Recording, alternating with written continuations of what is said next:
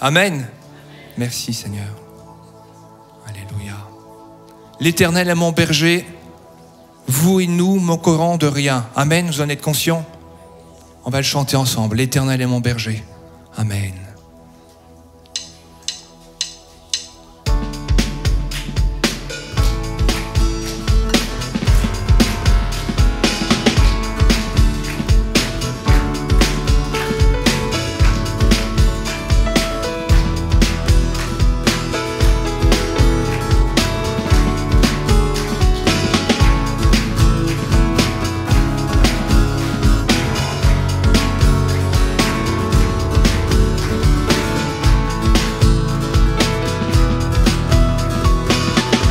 Allons-y.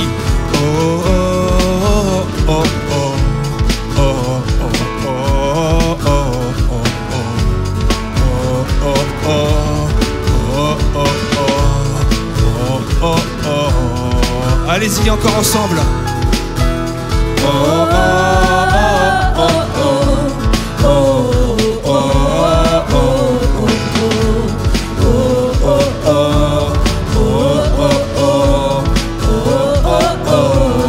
Allez encore. Alléluia.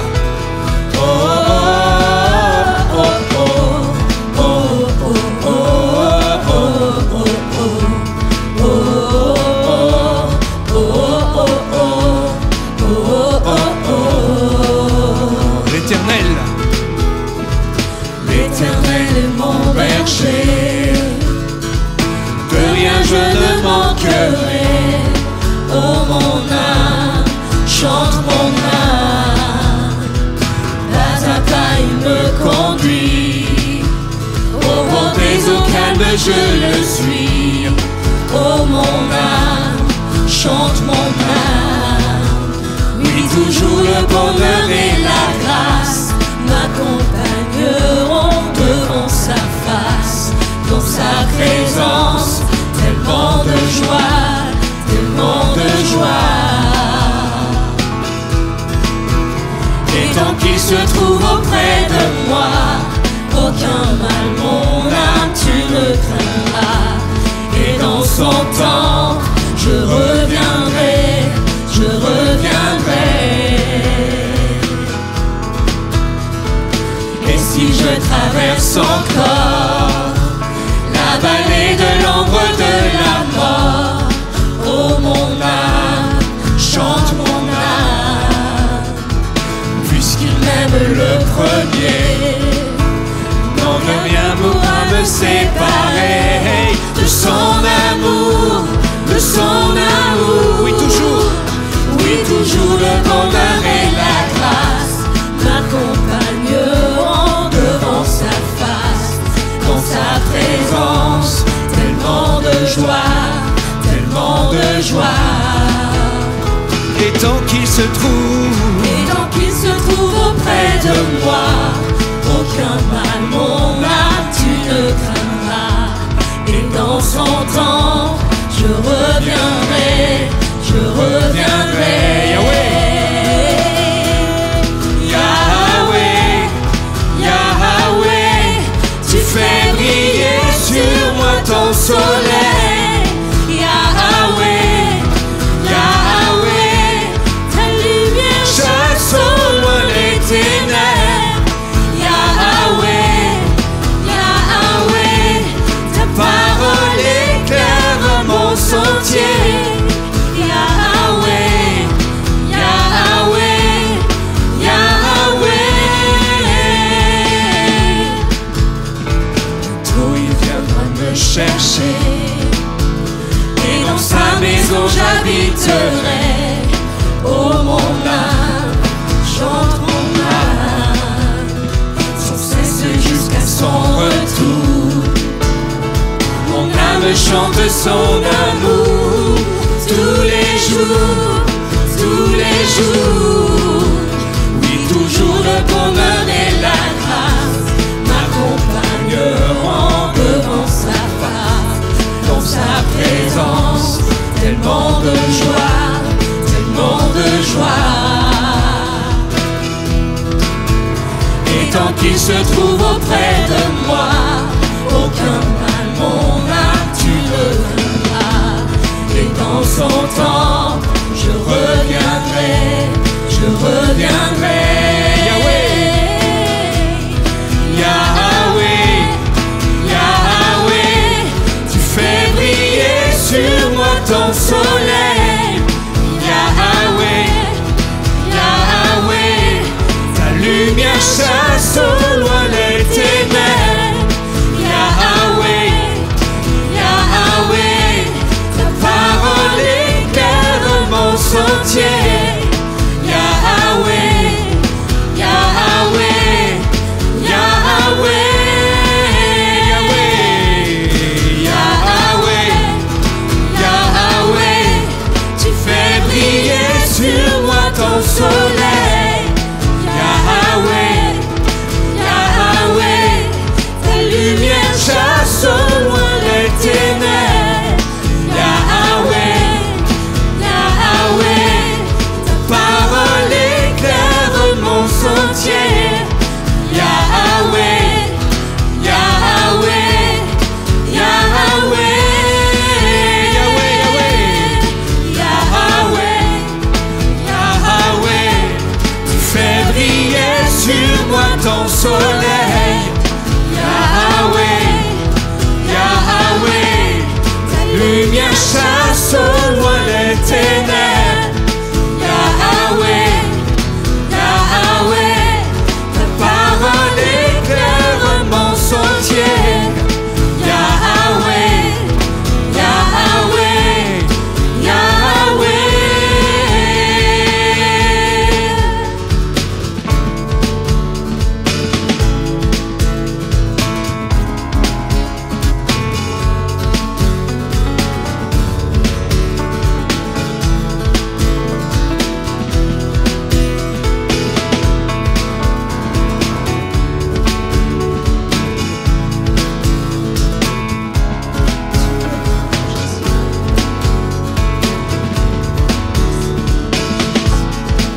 Yahweh, Yahweh, Yahweh, Yahweh, tu fais briller sur moi ton soleil. Yahweh, Yahweh, ta lumière chasse au loin les ténèbres. Yahweh, Yahweh, ta parole éclaire mon sentier. Yahweh, Yahweh, Yahweh.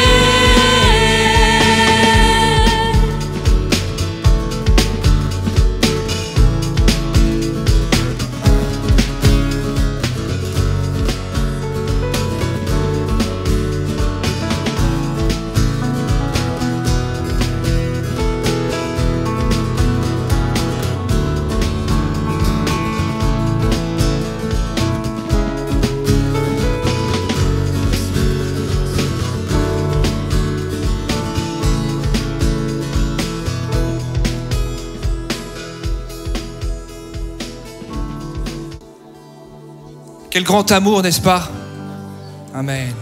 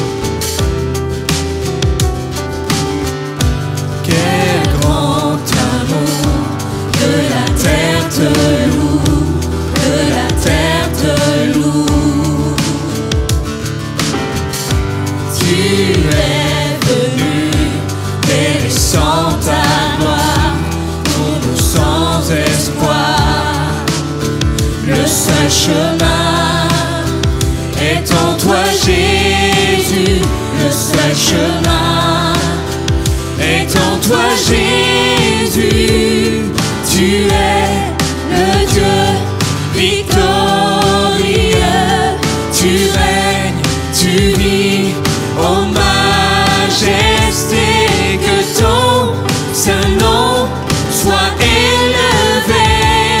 Jésus, Jésus, tu vis en nous.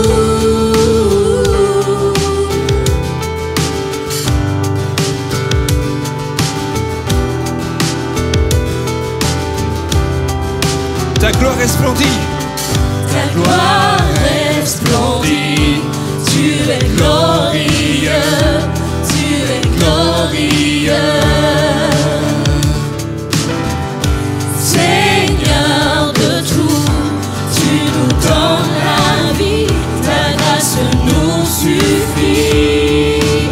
Sur toute la terre, sois exalté. Sur toute la terre, sois exalté. Tu es le Dieu victorieux.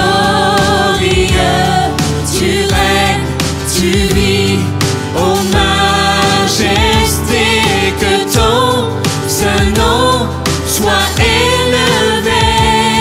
Jésus, Jésus, tu vis en nous. Tu es le Dieu victorieux. Tu règnes, tu vis, ô majesté, que ton saint nom soit élevé. Jésus, Jésus, tu vis en nous.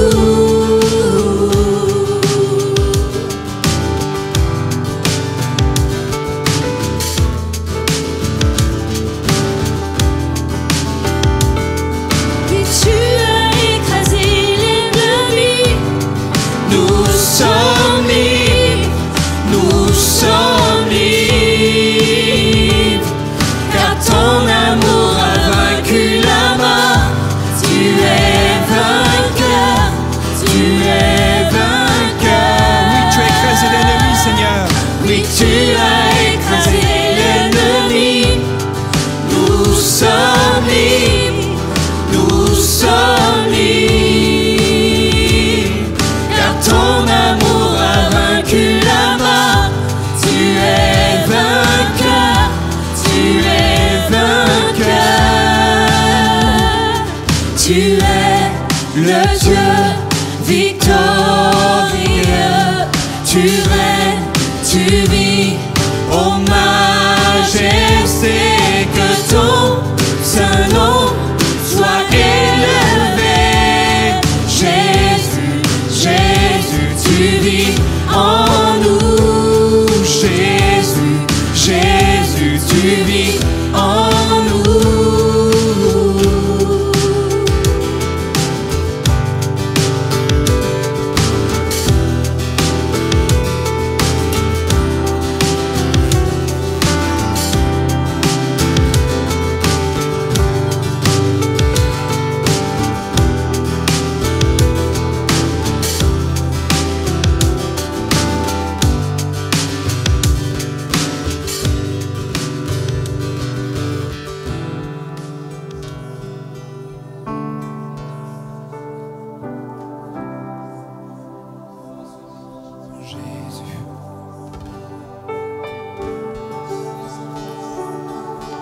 Jésus, merci pour ta grâce, Seigneur. Merci pour ta grâce, Seigneur. Merci pour un amour que nous n'arrivons pas à comprendre, mais que tu as mis en nous, Seigneur. Sois béni en tout cas pour cette année qui repart, Seigneur, pour les frères et sœurs qui se réunissent devant toi, pour la foi que chacun et chacune a mis devant toi. Merci en tout cas pour qui tu es. Merci pour nous parce que tu nous as gardés encore durant toute cette année et tu le feras encore, Seigneur, pour cette nouvelle année qui commence. Merci en tout cas pour toutes tes bénédictions, même celles qu'on n'a pas vues. Sois béni, Jésus. Alléluia. On va lire un texte ensemble dans Luc chapitre 4. Il est écrit qu'on remit à Jésus le livre du prophète Ésaïe. Jésus donc l'ayant déroulé, il trouva à l'endroit où il était écrit « L'Esprit du Seigneur est sur moi parce qu'il m'a oint pour annoncer une bonne nouvelle aux pauvres. Il m'a envoyé pour guérir ceux qui ont le cœur brisé, pour proclamer aux captifs la délivrance et aux aveugles le recouvrement de la vue, pour envoyer libres les opprimés, pour publier une année de grâce du Seigneur. Ensuite, il roula le livre, il le remit aux serviteurs et s'assit. Tous ceux qui se trouvaient dans la synagogue avaient les regards fixés donc sur Jésus. Alors il commença à leur dire, « Aujourd'hui, cette parole de l'Écriture que vous venez d'entendre est accomplie. » Alléluia. Merci en tout cas, Seigneur, pour ces paroles. Elles sont pour nous, parce qu'il n'y a que toi seul qui es capable de délivrer, de guérir, de sauver.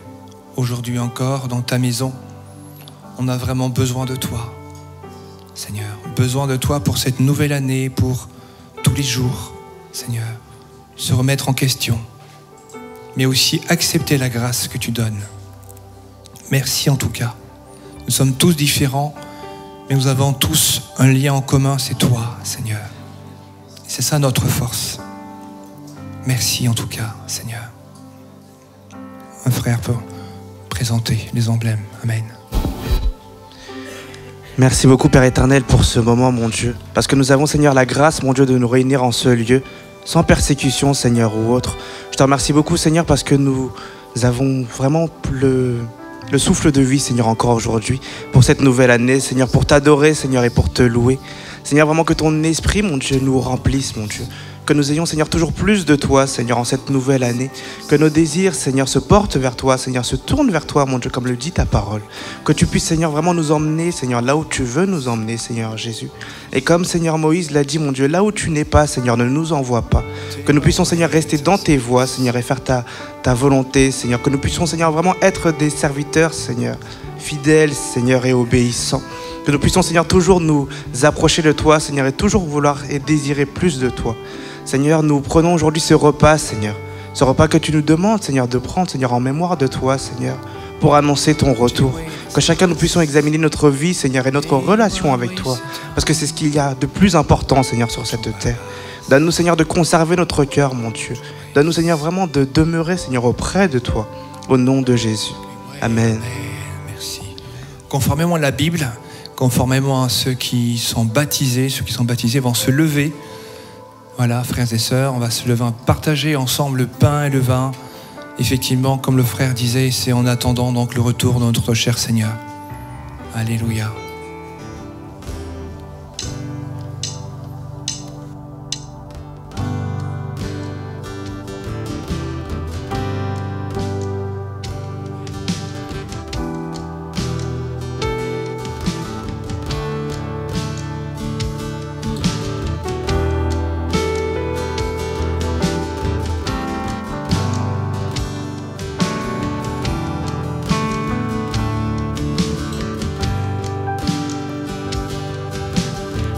Ce lieu que mon cœur chérit est l'espoir de mon âme, l'emblème de mon salut, cette croix à Golgotha. Ensemble, comment pourrais-je expliquer? Comment pourrais-je Expliquer ce grand amour pour moi, que Jésus fut crucifié pour me donner la vie. La croix seule me suffit, rien d'autre je désire. Ce qui m'était si cher, je considère comme une perte, afin de te connaître. Tout ce que je possède est pour moi sans valeur. J'ai mesuré le prix et la croix seule me suffit.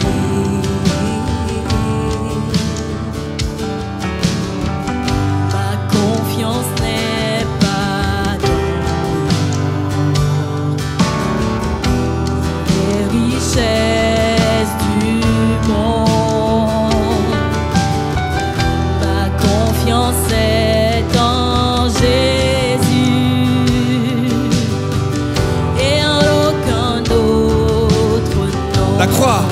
La croix seule me suffit, rien d'autre je désire. Ce qui m'était si cher, je considère comme une perte, afin de te connaître. Tout ce que je possède est pour moi sans valeur. J'ai mesuré le prix, et la croix seule me suffit. Rien d'autre je désire. Ce qui m'était si cher, je considère comme une perte, afin de te connaître. Tout ce que je possède est pour moi sans valeur.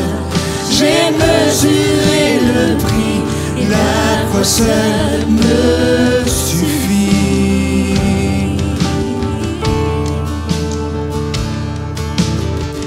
Quand à la fin des jours, je verrai mon Seigneur, que l'on puisse dire de ma vie, la croix seule me suffit. La croix seule me suffit, rien d'autre je désire. Ce qui m'était si cher, je considère comme une perte, afin de te connaître. Tout ce que je possède est pour moi sans valeur. J'ai mesuré le prix, la croix seule me suffit. Rien d'autre je désire. Ce qui m'était si cher, je considère comme une perte, afin de te connaître. Tout ce que je possède est pour moi sans valeur. J'ai mesuré le prix, la croix seule me suffit. La croix seule me suffit. La croix seule me suffit. La croix seule me suffit. La croix seule me suffit. La croix seule me suffit. On va prendre ce chant qui dit vase d'argile, mais Seigneur est bon et nous fait grâce tous les jours. Alléluia. Prenez ce chant comme un chant de victoire. Amen. J'étais brisé, vide, sans espoir. Amen. Les frères vont passer, ils passent. Alléluia. Jésus.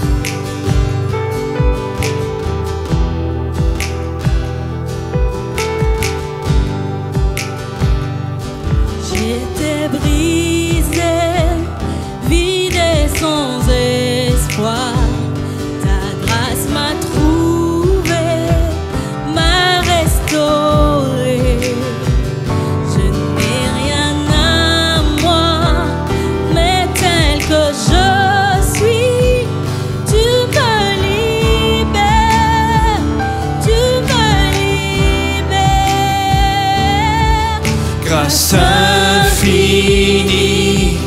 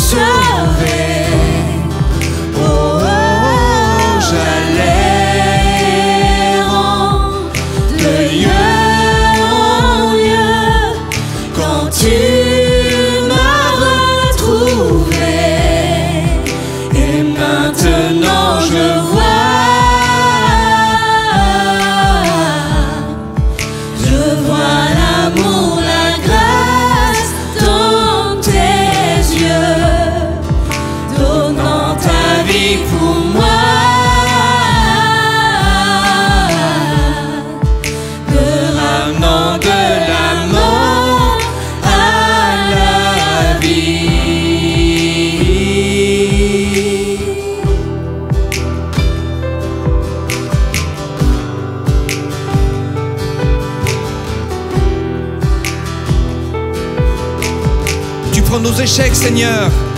Tu prends nos échecs, tu prends nos faiblesses, tu places ton trésor dans des vases d'argile. Oh, prends mon cœur, Père, je veux te servir pour que tout soit ta vie en moi. Grâce infinie de notre Dieu qui un jour m'a sauvé. Oh, j'allais errant de lieu en lieu quand tu m'as retrouvé. Et maintenant je vois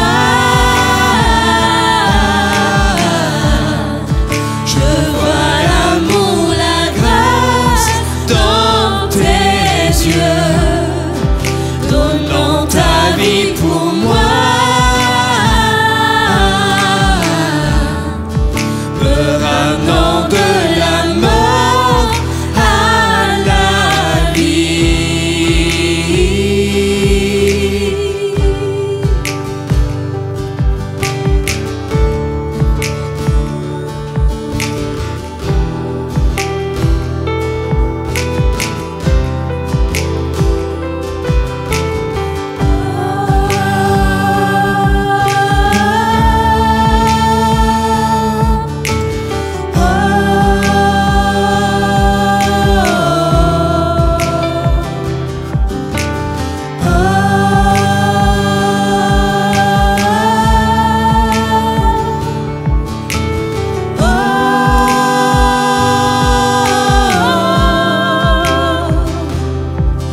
Grâce infinie de notre Dieu qui un jour m'a sauvé.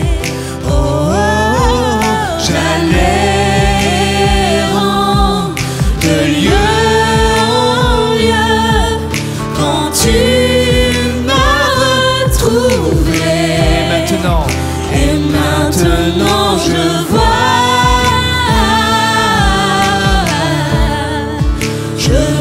l'amour, la grâce dans tes yeux, donnant ta vie pour moi, me ramenant de la mort à la vie.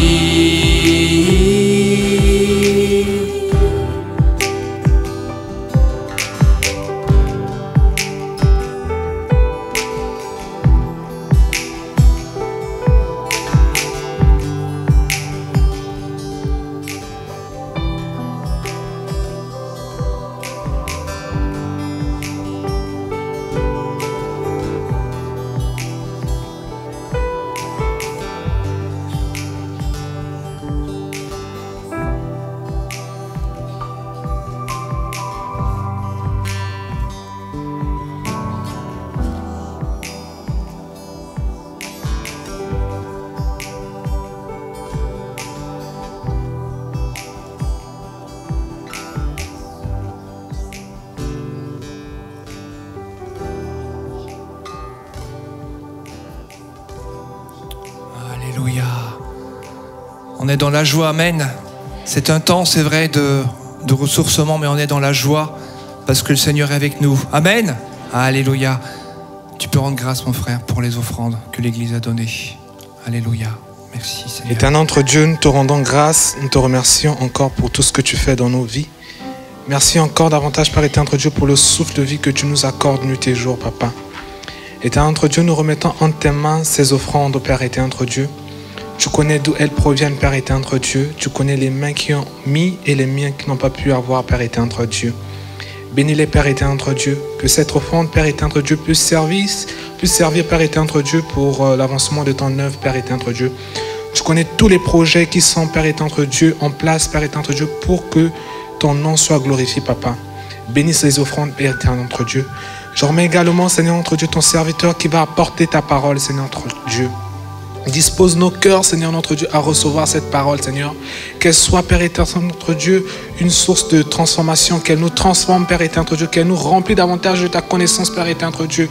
Sois béni, Seigneur notre Dieu, que tout ce qui va sortir de ton serviteur soit inspiré de toi, qu'il soit guidé par ton Esprit Saint, Seigneur, pour que ton nom soit glorifié, Seigneur notre Dieu. J'ai ainsi prié au nom de Jésus-Christ. Amen.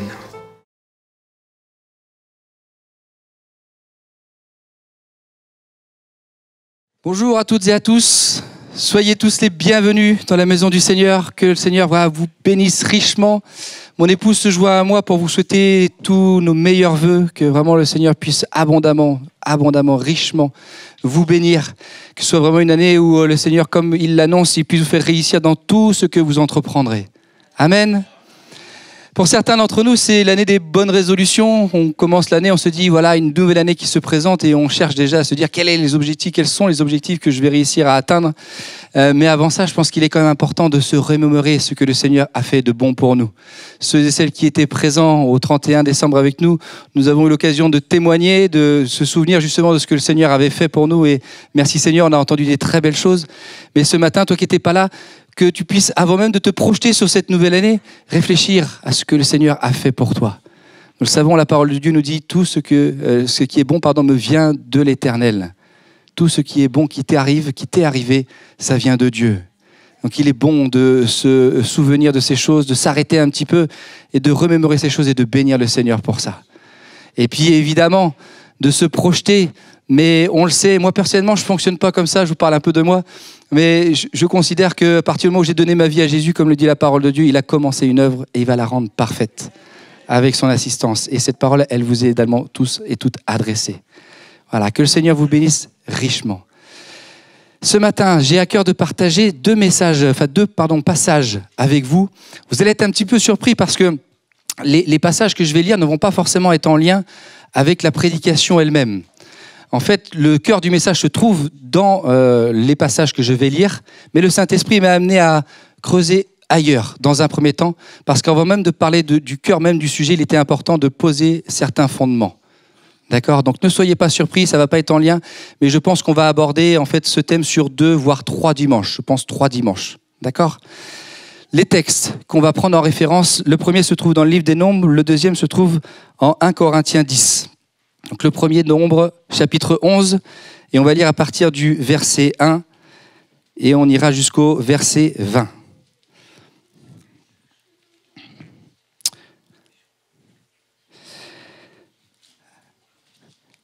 Le peuple murmura, et cela déplut à l'Éternel. Lorsque l'Éternel l'entendit, sa colère s'enflamma. Le feu de l'Éternel s'alluma parmi eux et dévora l'extrémité du camp. Le peuple cria à Moïse, Moïse pria l'Éternel, et le feu s'arrêta. On donna à ce lieu le nom de Tabéra, parce que le feu de l'Éternel s'était allumé parmi eux. Le ramassis des gens qui se trouvaient au milieu d'Israël fut saisi de convoitise, et même les enfants d'Israël recommencèrent à pleurer et dire « Qui nous donnera de la viande à manger ?» Nous nous souvenons des poissons que nous mangions en Égypte et qui ne nous coûtaient rien, des concombres, des melons, des poireaux, des oignons, des os. Et maintenant, notre âme est desséchée, plus rien. Nos yeux ne voient que de la manne. La manne ressemblait à de la graine de coriandre et avait l'apparence du bdellium. Le peuple se dispersait pour la ramasser. Il la broyait avec des meules ou la pilait dans un mortier. Il la cuisait au pot et en faisait des gâteaux. Elle avait le goût d'un gâteau à l'huile. Quand la rosée descendait, la nuit dans le camp, la manne y descendait aussi. Moïse entendit le peuple qui pleurait, chacun dans sa famille et à l'entrée de sa tente. La colère de l'Éternel s'enflamma fortement. Moïse fut attristé et il dit à l'Éternel, « Pourquoi affliges-tu ton serviteur et pourquoi n'ai-je pas trouvé grâce à tes yeux que tu aies mis sur moi la charge de ce peuple, de tout ce peuple ? Est-ce moi qui ai conçu ce peuple ? Est-ce moi qui l'ai enfanté pour que tu me dises « Porte-le sur ton sein comme le nourricier porte un enfant, jusqu'au pays que tu as juré à ses pères de lui donner ? Ou prendrai-je de la viande pour donner à tout ce peuple ? Car il pleure auprès de moi en disant « Donne-nous de la viande à manger. » Je ne puis pas, à moi seul, porter tout ce peuple, car il est trop pesant pour moi. Pourquoi, plutôt que de me traiter ainsi, tue-moi, je te prie, si j'ai trouvé grâce à tes yeux, et que je ne vois pas mon malheur. » L'Éternel dit à Moïse, « Assemble auprès de moi 70 hommes des anciens d'Israël, de ceux que tu connais comme anciens du peuple, ayant autorité sur lui. Amène-les à la tente d'assignation, et qu'ils s'y présentent avec toi. Je descendrai, et là, je te parlerai. Je prendrai de l'esprit qui est sur toi, et je le mettrai sur eux, afin qu'ils portent avec toi la charge du peuple, et que tu ne la portes pas toi seul. Tu diras au peuple, sanctifiez-vous pour demain, et vous mangerez de la viande, puisque vous avez pleuré aux oreilles de l'Éternel en disant, qui nous fera manger de la viande? Car nous étions bien en Égypte. L'Éternel vous donnera de la viande, et vous en mangerez. Vous en mangerez non pas 1 jour, ni 2 jours, ni 5 jours, ni même 10 jours, ni 20 jours, mais 1 mois entier, jusqu'à ce qu'elle vous sorte par les narines et que vous en ayez du dégoût, parce que vous avez rejeté l'Éternel qui est au milieu de vous, et parce que vous avez pleuré devant lui en disant « Pourquoi sommes-nous sortis d'Égypte ?» Le deuxième texte qu'on va partager ensemble donc, se trouve en 1 Corinthiens, chapitre 10, et on va là lire aussi à partir du verset 1. Frères, je ne veux pas que vous ignoriez ce que nos pères ont tous été sous la nuée, qu'ils ont tous passé au travers de la mer, qu'ils ont tous été baptisés en Moïse dans la nuée et dans la mer, et qu'ils ont tous mangé le même aliment spirituel, qu'ils ont tous bu le même breuvage spirituel, car ils buvaient à un rocher spirituel qui les suivait, et ce rocher était Christ. Mais la plupart d'entre eux ne furent point agréables à Dieu, puisqu'ils périrent dans le désert. Or, ces choses sont arrivées pour nous servir d'exemple, afin que nous n'ayons pas de mauvais désirs comme ils en ont eu. Ne devenez point idolâtres, comme quelques-uns d'entre eux, selon qu'il est écrit, « Le peuple s'assit pour manger et pour boire, puis ils se levèrent pour se divertir. » Ne nous livrons point à la débauche, comme quelques-uns d'entre eux s'y livrèrent, de sorte qu'il tomba 23 000 en un seul jour. Ne tentons point le Seigneur comme le tentèrent quelques-uns d'entre eux qui périrent par les serpents. Ne murmurez point, comme murmurèrent quelques-uns d'entre eux qui périrent par l'exterminateur. Ces choses leur sont arrivées pour servir d'exemple, et elles ont été écrites pour notre instruction, à nous qui sommes parvenus à la fin des siècles. Ainsi donc, que celui qui croit être debout ne se prenne garde de point tomber. Aucune tentation ne vous est survenue qui n'ait été humaine, et Dieu, qui est fidèle, ne permettra pas que vous soyez tentés au-delà de vos forces, mais avec la tentation, il préparera aussi le moyen d'en sortir, afin que vous puissiez la supporter. Amen. Amen. Donc vraiment, vous allez être surpris, mais le Saint-Esprit m'a conduit à travailler sur le début, en fait, de cette histoire. Pourquoi le peuple en est arrivé là? Pourquoi Moïse, un serviteur de Dieu, qui est connu de toutes les religions du monde entier, qui a donné la loi, qui a communiqué la loi que Dieu lui a communiquée au peuple, pourquoi cet homme a été jusqu'à dire « Seigneur, ôte-moi la vie. Seigneur, ôte-moi la vie. » C'est fou quand on se dit ça. Le serviteur de Dieu. Mais avant de parler de ça, parlons un petit peu du livre des Nombres. Alors je sais que certains d'entre nous connaissons bien la parole, nous l'étudions depuis un certain temps, et d'autres ne la connaissent moins. Donc il est important que vraiment je puisse ce matin redécrire les choses. Je vais essayer de la faire de la manière la plus synthétique. Le livre des Nombres peut être sorti totalement des autres livres qu'on appelle le Pentateuque. Le Pentateuque est composé de 5 livres.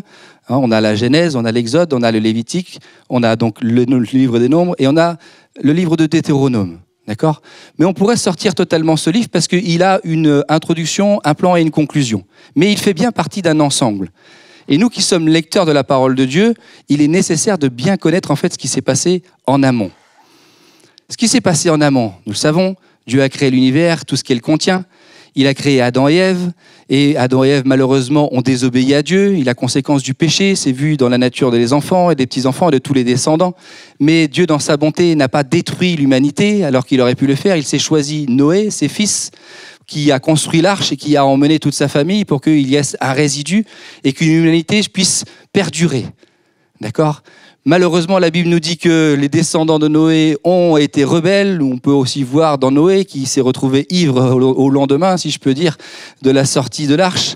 Donc la nature du péché était dans le cœur de l'homme. Mais Dieu n'a pas abandonné l'homme. Dieu a continué à faire son alliance et il l'a renouvelée avec Abraham, avec les fils et les fils de ses fils, jusque les 12. On connaît aussi là les histoires de tous les fils des 12 tribus d'Israël. Et quand on regarde les Écritures, on se dit, mais comment ces hommes ont pu faire ces choses? Ils étaient des tueurs, c'était des criminels, c'était des menteurs, des dissimulateurs. Et pourtant, Dieu, et là quand on lit au premier abord, on se dit, mais comment Dieu a permis ces choses? Il faut bien différencier de ce que Dieu fait, de ce que Dieu veut, de ce que Dieu est, et de ce que Dieu, en fait, fait grâce. Il faut bien faire la différence entre l'agissement des hommes, qui sont pécheurs, et la bonté de Dieu qui a continué à les bénir. Et donc, on peut là aussi, quand on connaît bien les Écritures, quand on regarde les fils de Jacob, qui ont livré Joseph à la vente pour qu'il soit déporté en Égypte, et là aussi, le plan merveilleux de Dieu, un homme qui est Joseph, qui a pardonné à ses frères, qui a été jusqu'à reconnaître le plan merveilleux de Dieu en disant à ses frères, tout ça a été conduit par Dieu pour que je puisse être l'instrument de Dieu, pour que vous puissiez être sauvés.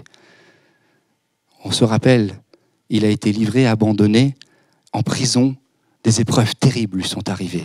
Mais il a su reconnaître le plan de Dieu dans sa vie. Et la suite de l'histoire biblique nous dit qu'un nouveau pharaon arrive au pouvoir et ne connaissait pas Joseph. Et le peuple hébreu est devenu si nombreux que lui, le pharaon et le peuple ont eu peur et qu'ils ont fait observer un joug lourd sur les épaules des Hébreux. Et c'est là que les Hébreux ont crié à l'Éternel.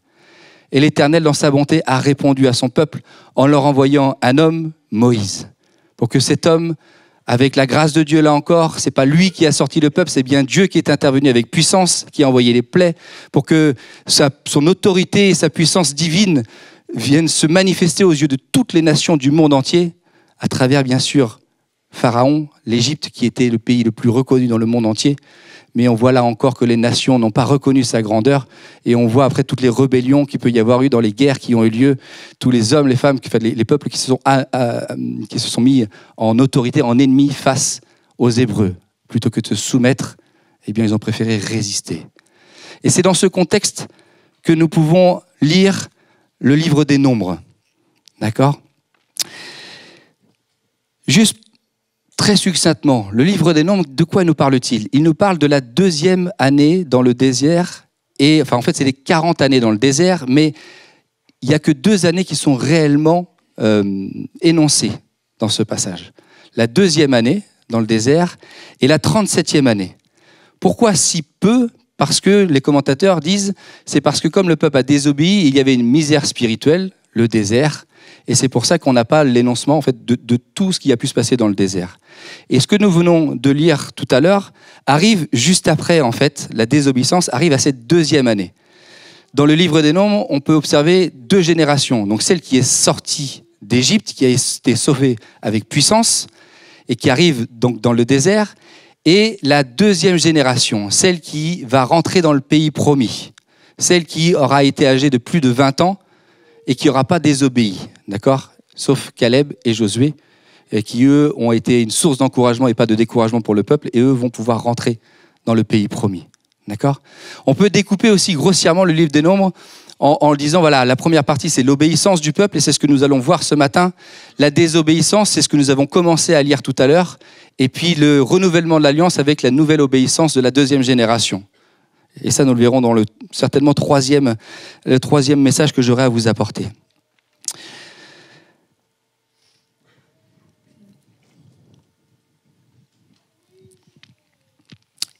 Avant d'aller plus loin, je ne l'ai pas dit ce matin, je n'ai pas lu mes notes ce matin. Il y a une signification spirituelle dans tout ce que je viens de vous énoncer. Nous savons que l'Égypte, c'est l'image du monde. D'accord ? Pharaon, c'est l'image de Satan qui exerce son pouvoir. Moïse, c'est l'image de Jésus. Nous sommes le peuple. D'accord ? Nous avons été sortis, nous avons été délivrés du pouvoir de Satan. D'accord ? Le peuple, où est-ce qu'il a été conduit ? Dans le désert. Dans le désert, il faut être conscient, c'est notre vie. C'est notre vie. Et Canaan, le pays promis, c'est l'éternité. D'accord ? Il faut vraiment que dans notre vie chrétienne, on puisse bien réaliser que nous sommes dans le désert. Nous sommes dans le désert, mais il y a cette espérance du pays promis. Et c'est vers là que nous courons, c'est vers là que nous marchons. C'est l'objectif qu'il nous faut garder à l'esprit. Amen. Donc là, ce matin, ce que je vais aborder avec vous, c'est vraiment les fondements, je dirais. Qu'est-ce qui s'est passé avant ce que nous avons lu tout à l'heure et comment ça se fait qu'ils en sont arrivés là. En fait, je vous ai fait un condensé des 10 premiers chapitres du livre des Nombres. Le Seigneur m'a donné vraiment de ruminer et de faire une synthèse en un seul slide. Donc je vais utiliser, j'espère que vous allez tous voir, ce matin, il y avait des couleurs qu'on ne voyait pas, on les a changées. Et si je ne vous les voyais pas, de toute façon, je vais vous les énoncer. Donc, qu'est-ce qui se passe en fait du chapitre 1 au chapitre 10 ? On a tout ce qui est de la mise en place de la partie cultuelle, tout ce que Dieu, en fait, a donné comme ordre à Moïse. Donc, on va parler de l'attente de la rencontre, du sanctuaire, et puis également de tout le positionnement du peuple autour. Et d'ailleurs, le livre de Nombres, c'est rien d'autre que la traduction, c'est le recensement, d'accord ? Et là, ce que nous allons voir, c'est le premier recensement. Donc, ça veut dire les enfants d'Israël qui sont sortis d'Égypte. Et il y a un deuxième recensement qui est la deuxième génération, qui est fait à la moitié du livre des Nombres, qui, eux, vont rentrer dans le pays de Canaan. D'accord ? Donc, quand je ferai un signe comme ça, ça veut dire que tu peux cliquer. Donc, chapitre 1, il nous est dit « L'Éternel parle à Moïse ».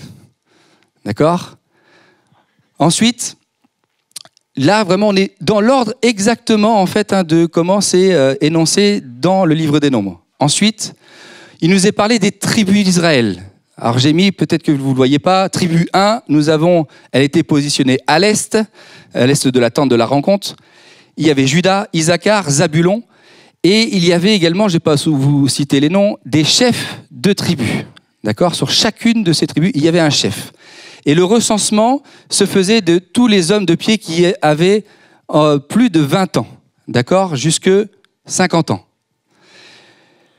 La tribu 1 était de 186 400 personnes. La tribu 2, nous avons Ruben, Siméon, Gad, là aussi où il y avait les chefs de tribu, et le recensement était fait pour 151 000 personnes. Ensuite, nous avions la tribu 3, avec Éphraïm, Manassé, Benjamin, et là, il y a été recensé 108 personnes. La tribu 4, Dan, Azer, Nephtali, au nombre de 157 600 personnes. Ensuite, nous avons les Aaronites. Donc les Aaronites, c'est rien d'autre que Aaron et les fils d'Aaron. Ceux qui sont mis en rouge, Nadab et Abihu, ont été ceux qui ont emmené un feu étranger sur l'autel des holocaustes, et parce qu'ils ont désobéi à Dieu, c'était pas ce feu-là qu'il fallait qu'ils mettent. En fait, le commentateur dit qu'ils étaient certainement alcoolisés quand ils ont fait ça. Eh bien, Dieu les a consumés. Donc ces hommes-là, nous n'en parlerons malheureusement plus, parce qu'ils n'exerceront plus le ministère étant morts. Et les deux autres fils, c'est Éléazar et Ithamar. Donc les Aaronites, finalement, se constituent de Aaron, Éléazar et Ithamar. Et leur rôle est d'assurer le sacerdoce. Ils démontent et couvrent tout ce qui est dans le sanctuaire, ainsi que tous les ustensiles, et ils ont en charge de bénir le peuple. Ensuite, il nous est parlé des Lévites. Les Lévites, ils assistent les Aaronites pour le service du tabernacle et prennent soin des ustensiles. Et leur recensement n'est pas à partir de 20 ans, mais de 30 ans jusqu'à 50 ans. Et ils ont été dénombrés au nombre de 8580. Là, il y a, je le précise, mais ils ne pouvaient pas toucher les ustensiles. D'accord ? C'était, je redis, pour bien préciser, c'était les Aaronites qui devaient couvrir tous les ustensiles qui étaient dans le lieu saint et le lieu très saint. Et si même les Lévites y touchaient, ils mouraient. Dans les Lévites, alors pardon, oui, très bien, tu peux y aller. Donc juste pour se bien imager le positionnement des troupes et des Lévites. Donc tout ce que vous avez autour de la tente, les drapeaux que vous avez en haut en violet, en bleu-violet également sur le côté, en vert ici, et ici en fuchsia rose, c'est donc les tribus, d'accord ? Ensuite, tous les drapeaux jaunes que vous avez autour, c'est les violets. C'est les Lévites, pardon. C'est les Lévites. Avec un positionnement particulier pour Moïse, Aaron et ses fils qui se trouvent à l'entrée même de la tente. Pourquoi ce positionnement? La parole de Dieu nous dit que c'est pour que la colère de Dieu ne s'enflamme pas sur le peuple. Les Lévites faisaient rempart vis-à-vis de Dieu, vis-à-vis du peuple. D'accord? Les Lévites, ils sont définis, ils ont des hiérarchies, si on peut dire. Il y avait d'abord les Kéhatites. Eux, ils portaient le sanctuaire et tous les ustensiles du sanctuaire. Donc c'était vraiment que des choses saintes à l'intérieur même du lieu très saint. D'accord? Ils étaient au nombre de 2700. Ensuite, il nous est parlé des Gershonites et des Méharites. Les Gershonites, eux, ils portent le tapis, la tente, la couverture, les rideaux, les cordages et tous les ustensiles qui y sont associés. Eux, ils sont autonomes de 2630. Ensuite, il y a les Mérarites. Ils portent les planches, les barres, les colonnes, les bases, les pieux, les cordages et les ustensiles. Et eux sont dénombrés au nombre de 3200. Pour superviser les activités des uns et des autres, donc ce qui est en vert à droite, ça correspond à ce qui est fait par les Kéhatites. Donc Éléazar, qui lui avait la charge d'inventorier et de superviser tout ce que faisaient les Kéhatites, donc tout ce qui concerne le tabernacle. D'accord? Et donc, je le rappelle, il faisait d'abord la préparation, c'est-à-dire que c'est lui qui couvrait tous les ustensiles qui étaient des ustensiles considérés comme très saints. Que les Kéhatites, s'ils y touchaient, ils mouraient d'un seul coup. Ensuite, on a Ithamar, si tu veux bien. Un petit clic. Ithamar, lui, qui inventorie et surveille tout ce qui concerne la tente d'assignation. Donc là, c'est pareil, j'ai cherché, Seigneur, c'est quoi la différence sanctuaire, la tente d'assignation? En fait, ça va jusque les parvis extérieurs, si je peux dire, si on connaît le temple fait de pierre, ça va jusqu'aux tentes extérieures, d'accord? Donc c'est pas juste le lieu saint et le lieu très saint, mais c'est tout ce qui concerne l'extérieur. Voilà. Donc, ça peut paraître barbant ce que je vous dis là, frères et sœurs. Mais voilà ce que la parole de Dieu nous dit. Comment Dieu a demandé à Moïse que le culte soit mis en place. Ça a des significations nombreuses pour nous. Je n'ai pas le temps de tout détailler ce matin, mais déjà on peut voir quoi? On peut voir que Dieu, c'est un Dieu d'ordre. Quand on regarde la constitution du camp, c'est un camp militaire que nous avons là sous les yeux. Hein. C'est très structuré. On peut voir aussi dans la mise en place des choses du culte que Dieu est un Dieu saint. Même la parole de Dieu nous dit qu'il est un Dieu très saint, qu'on ne peut pas négliger. Et peut-être que ça paraît comme ça pas évident pour vous de se dire quelle est la signification pour moi, mais aujourd'hui, la parole de Dieu nous dit quoi? Nous sommes le temple du Saint-Esprit. Ce temple étant fait de tentes, et on le sait plus tard dans les générations qui suivent, de pierre, qui a été détruit, est venu s'établir dans ma vie quand je choisis de mettre Christ à la première place.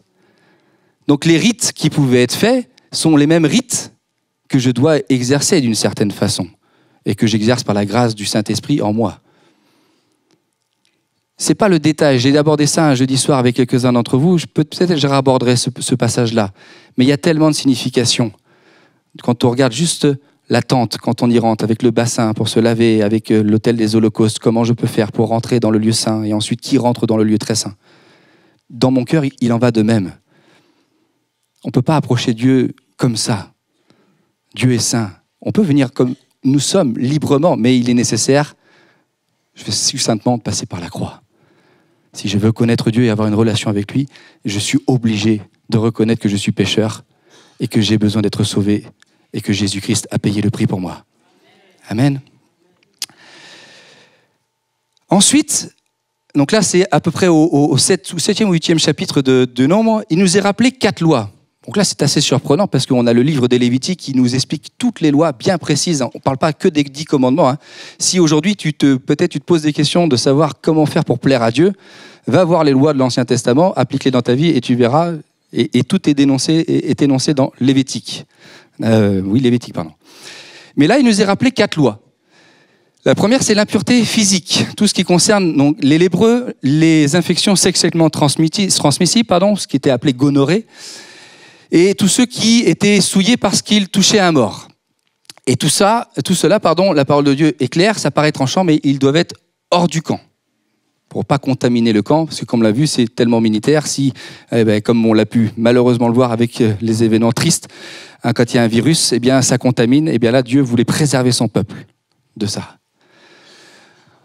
Ensuite, il nous est parlé d'une loi sur les vols, et que celui qui a volé, il était absolument nécessaire, indispensable qu'il restitue et qu'il répare son vol à celui qui a été lésé en rendant le fruit du vol, mais également en rendant un 5e supplémentaire.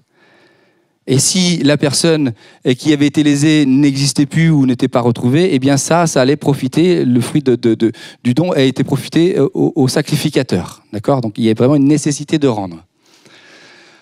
Il nous est parlé ensuite d'une 3e loi, qui est celle que j'ai synthétisée en disant la jalousie, l'adultère. En fait, c'est même la suspicion de jalousie. Les hommes qui suspectaient leur femme d'aller voir un autre homme, allaient devant les prêtres, demandaient que tout un rite soit fait. Et les femmes qui étaient reconnues coupables étaient rendues stériles. Elles avaient même leur ventre qui gonflait, les cuisses qui gonflaient. Et par contre, celles qui étaient reconnues innocentes, elles pouvaient être fécondes. D'accord ? Ensuite, il y a une loi concernant le naziréat. Le naziréat, c'est les hommes qui cherchaient à se consacrer totalement à Dieu. Et eux ne devaient pas consommer le fruit de la vigne, donc tout alcool. Ils devaient se laisser pousser les cheveux et ils ne devaient pas avoir de contact avec aucun mort.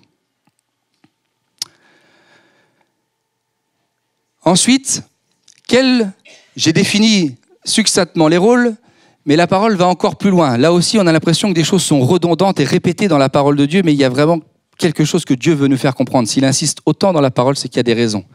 Et il redéfinit bien le rôle de Moïse. Il dit, il est celui qui va dans la présence, il est celui qui reçoit les paroles et qui les communique au peuple. Et il est celui qui consacre les Lévites et qui oint le sanctuaire. Ensuite, on a le rôle des Aaronites. Plus précisément, ils sont donc les prêtres sacrificateurs offrant les différents sacrifices devant la tente d'assignation.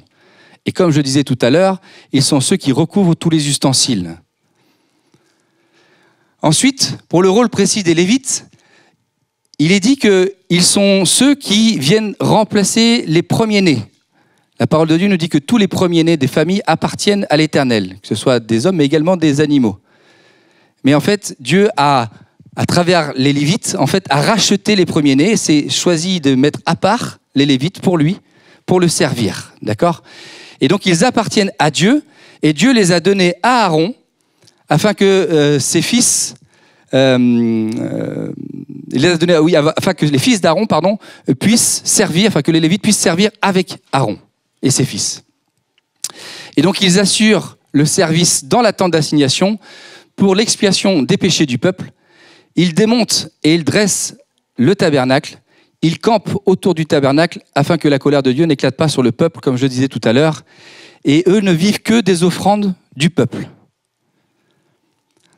Et pour finir, les tribus, ils présentent leurs offrandes pour la dédicace. Ils font la guerre d'une manière protectrice, mais également d'une manière conquérante. Donc si on s'arrête là, je ne sais pas ce que vous en pensez, mais on voit quand même que Dieu, c'est un Dieu d'ordre. Vraiment, il a structuré les choses d'une manière bien précise, les rôles sont bien définis, et il n'y a pas une seule personne qui fait rien.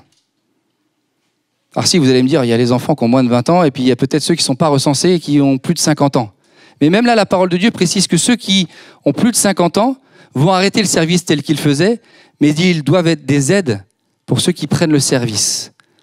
En gros, ils vont enseigner à comment observer le culte, ils vont accompagner les jeunes dans leurs fonctions. D'accord ? Une fois que tout ça a été établi, il y a la célébration de la Pâque qui a eu lieu. Le Seigneur a demandé à Moïse que ce rite soit établi pour que, tout comme nous le faisons, nous partageons la Sainte Seine, nous souvenions que le Seigneur a donné sa vie. Eh bien, pour eux, c'était le Seigneur les a délivrés d'Égypte avec puissance. Et on se souvient, la Pâque, c'était cet agneau qui avait été égorgé, où ils ont répandu le sang de l'agneau afin que l'ange de la mort ne passe pas. Eh bien, ils devaient également partager ce repas en souvenir de ce moment où ils avaient été sortis d'Égypte. Et une fois ça fait, la parole de Dieu nous dit, dans la continuité, que la colonne de nuée est venue couvrir le tabernacle. La colonne nuée, c'est la présence de Dieu qui est venue, tel un feu, sur le lieu très saint. D'accord ? Le lieu très saint, pour ceux qui ne le savent pas, c'est là où il y avait le coffre de l'Alliance, c'est là où les tablettes de la loi étaient dans. D'accord ? Et il y avait également un petit peu de manne, ça n'a pas été au début, mais dans le prolongement de l'Écriture, il nous a dit qu'il y avait le bâton d'Aaron et une partie de la manne aussi qui était dans ce coffre de l'Alliance. D'accord ? Et là, je fais une parenthèse vite fait, les 10 commandements, la loi, la Bible, dans le tabernacle, Dieu. On se rappelle de Jean qui nous dit que Dieu était au commencement, la parole était Dieu. Et c'est pour ça que Dieu vient établir sa présence dans ce lieu-ci et pas ailleurs. D'accord ? Et donc la colonne de la présence de Dieu vient, et quand le Seigneur enlevait la colonne, eh bien le peuple devait plier les gaules, si je peux dire, et puis aller là où la colonne l'envoyait. D'accord ? Et pour que le peuple puisse être au courant en fait de quoi faire, Dieu dit à Moïse, fabrique 2 trompettes d'argent, et elles te serviront à ce que tu puisses convoquer les princes, donc tous les chefs des tribus qu'on a pu énoncer tout à l'heure, également tout le peuple, et puis également sonner l'annonce des fêtes, et puis tout ce qui est des départs en guerre. D'accord ? Donc il y avait différentes sonorités, la Bible n'est pas très claire là-dessus, mais on sait que des fois il devait souffler aux éclats, des fois un peu moins fort, donc ça précisait exactement ce que Dieu attendait. Donc je ne sais pas ce que vous en pensez, mais moi quand je lis ça, je me dis mais c'est fou à quel point Dieu est un Dieu de précision. Pourquoi le Seigneur écrit ces choses ? Vous allez me dire, mais Julien, ça n'a plus de sens, c'est dans l'ancienne alliance ça, et aujourd'hui on est sous la nouvelle alliance. À quoi ça va nous servir ? Mais comme on l'a lu tout à l'heure, toutes ces choses leur sont arrivées, on parlait de la désobéissance, mais également de tout ce que Dieu a pu mettre en place au niveau des rites. Donc tout ça est pour notre édification, vous êtes d'accord avec moi ? Je ne vous perds pas là, vous êtes encore tous avec moi ? Ok ? Là aussi, dans le départ, on voit que Dieu a mis un ordre des choses. On a d'abord la tribu 1 qui va en amont, qui marche devant. On a ensuite donc les Aaronites qui sont arrivés, qui ont plié tous les ustensiles, qui ont ensuite appelé les Gershonites, les Méharites, et eux vont à la marche de la tribu 1. Ensuite, on a la tribu 2 qui vient prendre la suite, et nous avons les Kéatites qui prennent la 4e place. Et pour terminer, on a la tribu 3 et la tribu 4 qui ferment la marche.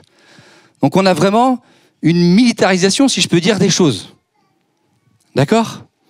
Donc quel sens, quelle signification pour nous ? Parce que c'est ça qui nous intéresse forcément. Quelle est la signification pour nos vies ?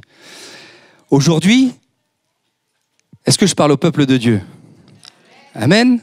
Ce même peuple qui était là-bas, ou les générations passées, futures, pardon ? Nous sommes le peuple de Dieu. Amen. Sauf que quand je regarde les rites qui sont faits, quand je franchis les parvis de cette maison, ils ne sont pas les mêmes. Ils ne sont pas du tout les mêmes. Et si nous lisons les Écritures, on peut se dire, en fait, on est en train de se tromper. On devrait faire les mêmes choses qui sont là-bas. Mais non, aujourd'hui, l'Église, on sait, elle n'est pas faite de cette façon-là. Et j'ai eu à cœur de dénombrer, de recenser les différents services que nous pouvons avoir dans l'Église. Donc l'Église aujourd'hui, c'est quoi ? Le service pour Dieu, c'est quoi ? C'est le ménage. Tu peux enchaîner. Jardinage. C'est les réseaux sociaux et la communication qui va avec. C'est le bricolage. La banque alimentaire. L'accueil. Quand je parle de l'accueil, c'est l'accueil à l'entrée là-bas avec la sécurité, l'accueil ici, l'accueil des nouveaux arrivants. La bibliothèque. L'école du dimanche. Les écoles du dimanche. La sono. La vidéoprojection. La louange. Le partage de la parole. La vidéo. Le CA. Les sites internet, la Sainte Seine, la fabrication et la vente de gâteaux. Et j'en ai oublié une, le compte des offrandes. Et Gérard a rajouté la prière. Quand on regarde tous ces services, tous ces ministères, ils sont nombreux. On peut que bénir le Seigneur pour tout ce qui se fait dans l'Église. Et au nom du Seigneur, je vous remercie. Je veux vraiment vous bénir. Vous êtes bénis, frères et sœurs, de servir. Mais il faut être conscient, c'est compliqué. Servir, ça demande beaucoup de sacrifices. Et il faut aussi être franc. Ça amène des persécutions, oui. Mais ça ne doit pas nous amener à renoncer. Je l'ai dit ce matin, moi je ne veux pas être ce Moïse. Je ne veux pas être ce Moïse à dire « Seigneur, tue-moi ». Parce que j'en ai marre, parce que la charge est trop lourde.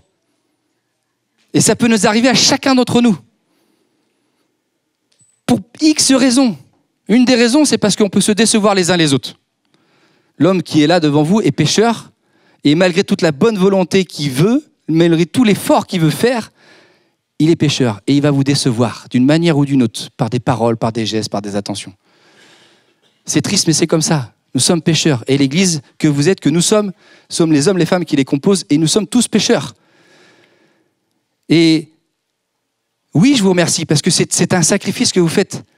Mais il y a une recommandation aussi. Comment j'exerce mon service? Nous l'avons chanté tout à l'heure. Je veux regarder qu'à la croix. Combattre le bon combat, c'est servir dans ce que Dieu nous demande de faire, mais c'est regarder à lui avant toute chose. Tout ce que je dois le faire comme si je le fais pour Christ. Je ne le fais pas pour les autres, je ne le fais pas pour ma gloire, je le fais pour lui, et lui seul. Et lui seul. Et pour que dans ce que nous pouvons faire, dans le culte que nous avons, il y ait de l'ordre. Je ne vais pas déployer ça, je n'aurai pas le temps. Mais au milieu de nous, Dieu veut mettre de l'ordre. Et c'est l'objectif même de la parole de Dieu. Pourquoi? Pour que nous soyons épanouis, pour que nous soyons bénis. Et pour que nous ne rentrions pas dans les travers que nous avons pu lire et que je vais pouvoir aborder les semaines prochaines, cette désobéissance et cette rébellion. Et qui est malheureusement à apporter un désert spirituel, une aridité. Dieu ne veut pas l'aridité dans nos vies. Et nous avons la grâce d'avoir la croix. Nous avons la grâce de pouvoir, quand nous nous rendons compte du chemin, de là où nous sommes, et si nous ne sommes pas sur une bonne voie, de savoir que Dieu fait grâce, et nous encourage, et nous soutient, et nous fortifie.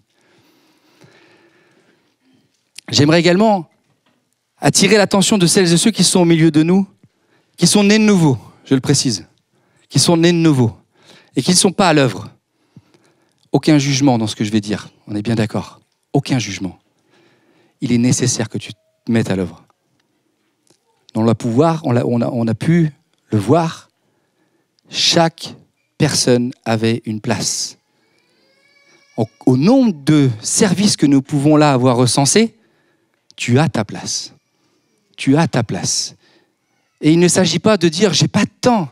Même si tu donnes ça, ça suffit. Dieu voit l'intention de ton cœur. Dieu voit l'intention de ton cœur. Il ne faut pas me dire que ce n'est pas possible, frères et sœurs. Je vais être tranchant. J'ai 5 enfants. J'habite à 45 km. Ça fait 13 ans que je suis dans l'église. 13 ans que je suis dans l'église. Quand on veut, on peut. Quand on veut, on peut. Et ce qui est impossible à l'homme, à Dieu, c'est possible. C'est en regardant à Christ que vous allez pouvoir y arriver. Donne-moi le vouloir et le faire, Seigneur. Donne-moi de pouvoir faire ce que ma main trouve à faire. Et même si c'est balbutiant, même si je fais des erreurs, tant pis, je veux continuer et je veux m'attacher à toi, je ne veux pas perdre courage. Parce que l'ennemi va vous décourager et il vous décourage, mais soyez vivement encouragés parce que Dieu voit cette intention de cœur. Et Dieu vous bénit et vous bénira pour le service que vous allez pouvoir observer pour lui. C'est pas pour l'homme de Dieu qui est là, pas pour Gérard, c'est pour le Seigneur que nous faisons toutes ces choses. Parce que nous sommes l'Église, l'édifice vivant. Nous sommes ce corps, Jésus en étant la tête. Et ce corps, comme il est écrit dans Ephésiens 2, il doit être bien coordonné. Je n'ai pas le temps de l'aborder, mais nous l'aborderons tout ça. D'accord ? Il doit être bien coordonné. Et Ephésiens 4 nous dit même que nous devons avancer avec l'unité de l'esprit. D'accord ? Avec un même cœur et un même esprit. Je sais, c'est compliqué, frères et sœurs. Nous sommes tous différents. Nous avons tous une éducation différente. Nous avons nos vies. Là aussi, vous pouvez me répondre, Julien, t'es bien gentil, mais C'est pas comme avant, ils vivaient tous ensemble. Moi, j'ai mon travail et tout ça. C'est vrai. C'est vrai. Mais si vous accrochez à Dieu, je vais vous donner l'exemple. Je vous ai annoncé il y a 8 mois de ça maintenant que je m'arrêtais. Vraiment, il y a une précision de Dieu là-dessus. Je me suis arrêté. Pourquoi? Pour pouvoir remplir mon dossier doctrinal. Et dans mon esprit, je vais être arrêté tout le temps. Parce que Seigneur, tu sais, je te sers, j'ai qu'une envie, c'est de te servir. Eh bien, Dieu a d'autres plans. Il a permis que je puisse remplir ce dossier, que je puisse, avec Gérard, remplir la charge aussi de l'Église, parce que c'est une charge, il faut être conscient. Et là, dernièrement, je n'ai pas été chercher du travail, il est venu à moi. À certains d'entre vous, on avait cru qu'on avait trouvé la bonne maison à une époque, j'avais retrouvé un travail et finalement, ce n'était pas le bon. Les plans de Dieu sont impénétrables. Et là, vous savez où est le travail? À 2 kilomètres d'ici. Vous savez où est la maison? À 3 kilomètres d'ici.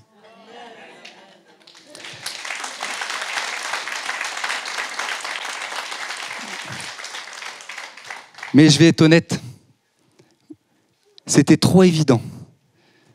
J'étais dans un découragement ces 2 dernières semaines, je ne sais pas pourquoi. Oppression, j'en sais rien. Je suis un homme, hein, et des fois on a envie de jeter l'éponge. Des fois, mais la charge est tellement lourde. J'en suis pas été comme Moïse, hein. Mais des fois, je dis, Seigneur, c'est compliqué. C'est compliqué. Mais là, l'évidence est tellement flagrante. Seigneur, c'est ta volonté, c'est pas la mienne. C'est ta volonté. Notre désir, ça doit être tout comme Paul le dit, ce n'est plus moi qui vis. C'est Christ qui vit en moi. Parce que c'est pas par nos propres forces, c'est pas par nous-mêmes. On est trop faibles pour ça. Mais l'Esprit de Dieu en moi, l'Esprit de Dieu en toi, va te permettre de pouvoir accomplir ce que le Seigneur demande. Et tu verras la main de Dieu se poser. Amen. Alléluia. Seigneur, merci. Merci pour ces temps. Merci pour ta parole, Seigneur, qui est tellement riche d'enseignements pour chacun d'entre nous, Seigneur. Merci de bénir, Seigneur, mes frères, mes sœurs. Je te rends toute la gloire, Seigneur, pour tout ce qui est fait dans ta maison, Seigneur, parce que nous avons la grâce, Seigneur, de te voir agir, Seigneur, dans nos vies, Seigneur, dans nos familles, mais également dans ta maison, Seigneur. Merci pour l'abondance des services, les serviteurs, les servantes. Merci de renouveler, Seigneur, dans les forces, de donner du courage tout à nouveau pour cette nouvelle année qui commence. Merci, Seigneur, parce que tu agis dans les choses que nous voyons, mais également que nous ne voyons pas, Seigneur. Aide-nous à ne pas, Seigneur, nous arrêter en chemin. Aide-nous à ne pas nous décourager, à ne pas arrêter notre course. Vraiment, Seigneur, je prie pour que nous puissions regarder à toi, Seigneur, et à toi seul, à cette croix, Seigneur. Parce que là, tu as vaincu l'ennemi, tu as vaincu la mort, Seigneur, et tu nous promets une espérance extraordinaire. Alors que ton nom soit béni ce matin. Amen.